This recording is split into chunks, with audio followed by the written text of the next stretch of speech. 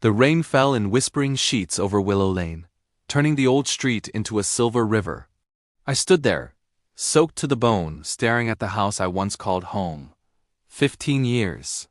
I hadn't been back in 15 long years. But tonight, the windows were lit. Someone was inside. Someone who wasn't supposed to be alive. My hand trembled as I pushed the gate open. It let out a familiar rusty squeal, the same sound it made when I was a kid sneaking out after dark. My chest tightened. This house held too many ghosts, and I was about to walk right back into their arms. The front door swung open before my knuckles even touched the wood. And there she was.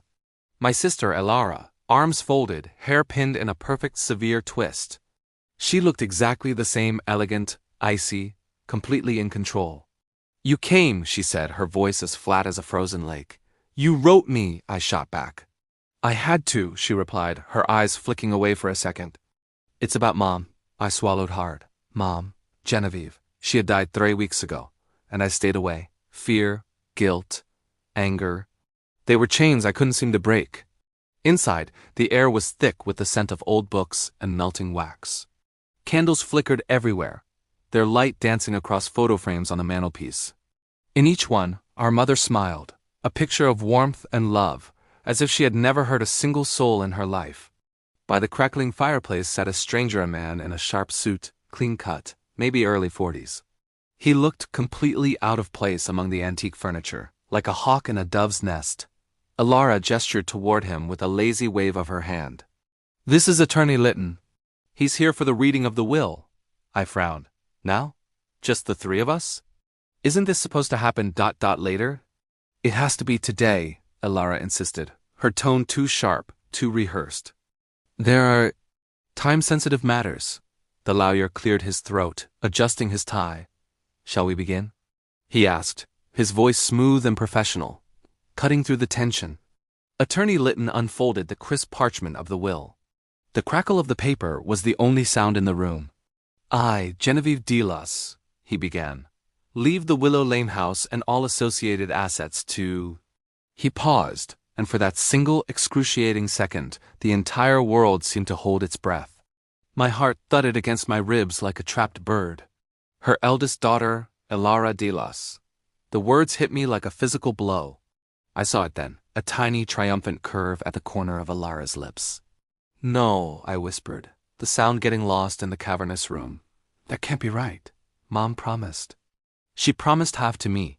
She changed it," Elara said, her voice smooth as silk, a statement of fact, not an apology. The attorney continued reading, his voice a monotone drone. "With one condition. Elara is required to give Mara Delas the silver music box currently kept in the attic." My breath caught in my throat. The music box. The one that belonged to our father. The one Mom had locked away the night he disappeared, forbidding us to ever speak of it again. For the first time, a crack appeared in Elara's perfect, icy mask. Her expression flickered with something I couldn't quite name. Annoyance? Fear? Is that all? I asked, bitterness coating my tongue. "A dusty old music box for 15 years of my life?" "No," the attorney said, surprising me. "Your mother also left you a letter." He reached into his briefcase and pulled out a yellowed envelope, sealed with a glob of dark wax. My name was scrawled across the front in our mother's elegant, familiar script. My hands shook as I reached for it. It felt heavy, filled with the weight of unspoken words. Elara suddenly stepped forward, breaking the spell. "That's enough for tonight," she declared, her voice regaining its authority. "We're tired. Come back tomorrow for the music box." She was trying to get rid of me. I could feel it. "No," I said, my voice firm, surprising even myself. I clutched the letter to my chest. I want it now. "I'm not spending another night waiting for whatever scheme you're planning."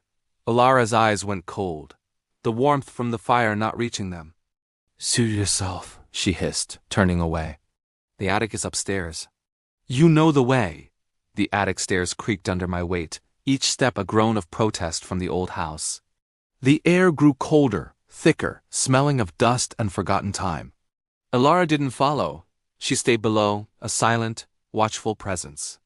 At the top, a single bare bulb hung from a wire, casting long, distorted shadows that danced like specters.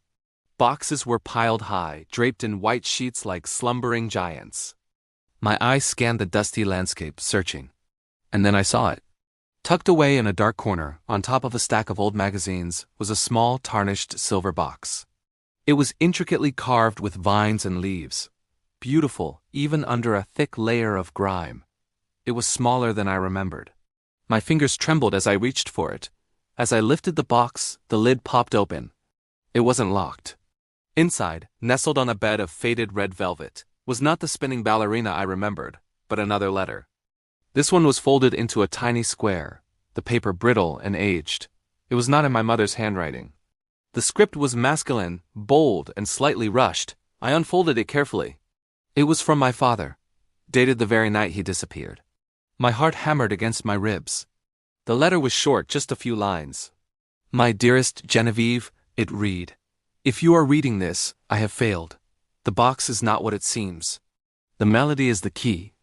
Trust no one, especially not him. He is closer than you think. Protect the girls. I love you. The melody is the key." What did that mean? My mind raced. I looked at the music box again. There was a tiny winding key on the side. With a deep breath, I turned it. A soft, haunting tune began to play, a lullaby I hadn't heard in years. It was the song my father used to hum to me. As the music played, I noticed something else. A faint line on the velvet bottom of the box. A false bottom. My fingers fumbled as I pried at the edge. It lifted, revealing a hidden compartment. Inside was a small ornate iron key and a folded piece of paper, a deed. But it wasn't the deed to the house. It was for a property I had never heard of, Blackwood Manor, and the owner listed was not Genevieve Delas.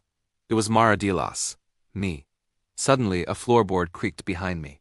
I spun around, my heart leaping into my throat. It was Alara. Her face was pale, her eyes wide with a mixture of fury and panic. "What did you find?" she demanded, her voice a harsh whisper. She lunged for the box. I scrambled backward, clutching the deed and the key to my chest. "Stay away from me," I yelled. "What is this, Alara?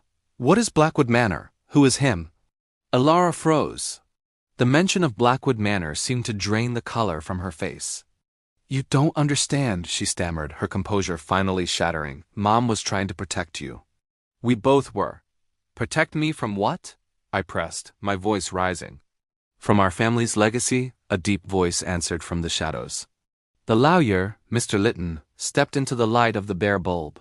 But he wasn't wearing his suit anymore. He was dressed in dark, casual clothes, and his professional demeanor was gone, replaced by a cold, predatory smile. "Or more accurately," he said, taking a step closer, "protecting it from you." My blood ran cold. He was the him from my father's letter. He was the one they were afraid of. And I had just unlocked the secret he had been waiting for all these years.